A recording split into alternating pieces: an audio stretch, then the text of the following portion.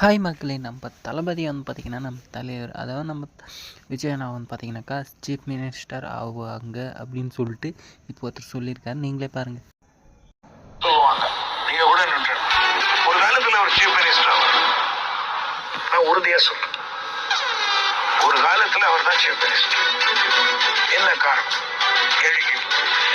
சினிமாவில் வந்து ஜெயிச்ச அரசியலுக்கு வந்ததுல ஜெயிச்சவங்க அண்ணா, கலைஞர், எம்ஜிஆர், ஜெயலலிதா. ஆனா என்ன ஆளுமை இருந்தது சினிமாவில்?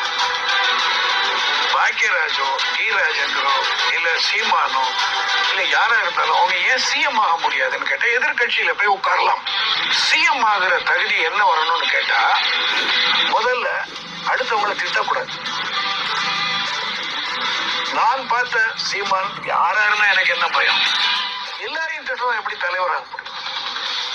சார், அம்பேத்கரை தவிர எல்லாரையும் திட்டுவேன். அம்பேத்கரை திட்டினா கொன்றுவாங்க, திருமாவளவனை திட்டினா கொண்டு